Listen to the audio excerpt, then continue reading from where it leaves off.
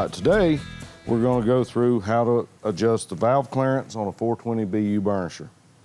If it's equipped with a muffler guard, that will need to be removed. This can be done by using a 1/2-inch open-end wrench.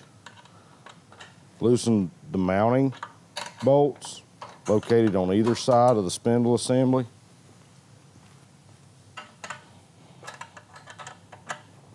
And then simply grasp the muffler guard and remove it, set it aside.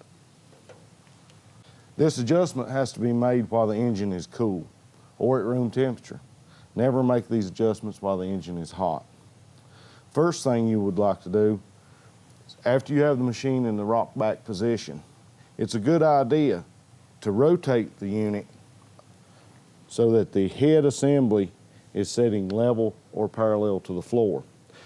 What this does, it drains a pocket of oil that's located in the bottom corner of this valve cover, so you don't have oil that spills all over the engine. To do this, just simply grasp the deck firmly, rotate the unit until the valve cover is parallel with the floor.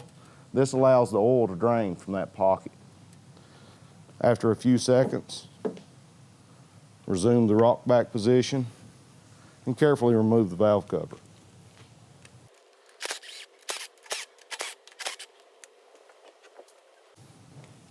Even though you drain the oil out of the small pocket, it's still a good idea to use a shop rag or a towel to keep excess oil from spilling.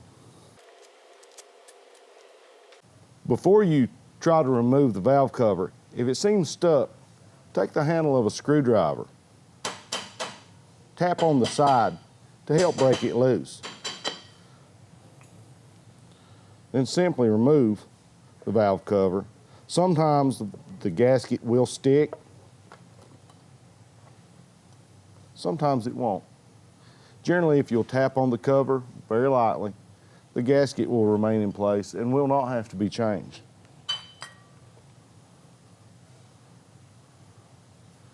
You'll notice the small pocket of oil I was describing earlier. If we did not rock the machine over to drain that pocket of oil, there would have been twice as much oil down the side of the engine.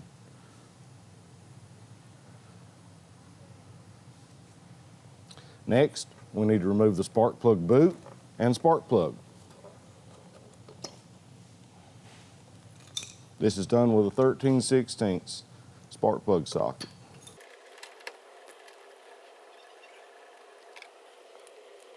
Next step, we need to find what stroke of the engine that we're on. We have to make the valve clearance adjustments at top dead center on the compression stroke. No other place will the engine be allowed to, you will be allowed to make these adjustments and they be correct. Remember, it has to be at top dead center on the compression stroke. A simple way to find the location of the piston in the cylinder bore is just to use a screwdriver, an ink pen, or anything else that will easily fit through the spark plug hole.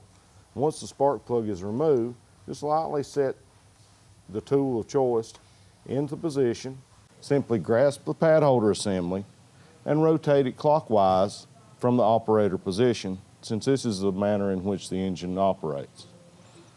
As you rotate the pad holder, you'll notice this is the exhaust valve. The exhaust valve is located on the bottom. The intake valve is located on top. We want top dead center on the compression stroke. Since this is a 4-stroke engine, you have an intake, a compression, a power, and an exhaust stroke. That makes up the 4 strokes of the engine. Since this exhaust valve is opening, as it is opening, I know that the piston is on its upward travel in the cylinder. This is the exhaust stroke. As the piston comes top dead center on the exhaust stroke, you'll notice as the piston goes back down in the bore, the intake valve is going to open. This is your intake stroke. During this stroke, as the piston goes down the bore of the engine, you're pulling fresh air fuel mixture into the combustion chamber. Whenever the piston reaches the bottom of its travel in the cylinder, the intake valve is going to close. It just closed. Now, this is the compression stroke, the upward travel of the piston after the intake valve has opened and closed. continue to rotate the pad holder until you're at the top of the stroke. If you go back, you can actually have like a hump that is the top dead center of the compression stroke. At this point, you can stop and make your adjustments to your valve. To check the valve clearance, you'll need a feeler gauge. You need a 6/1000 gap between the rocker arm and the top of your valve stem.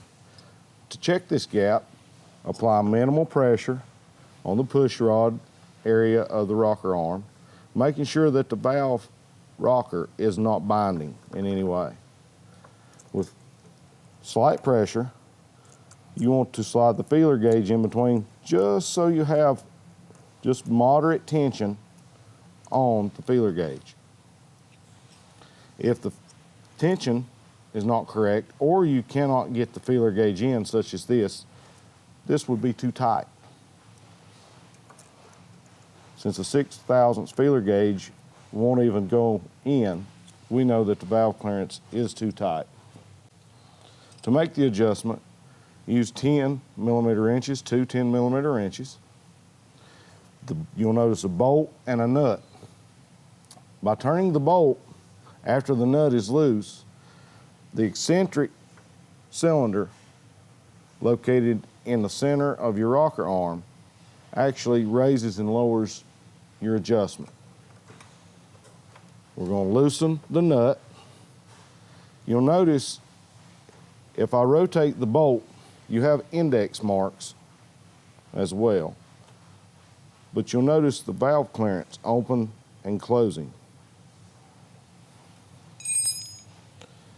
Take your feeler gauge, your 6/1000 feeler gauge, place it in. You see it travels very easily.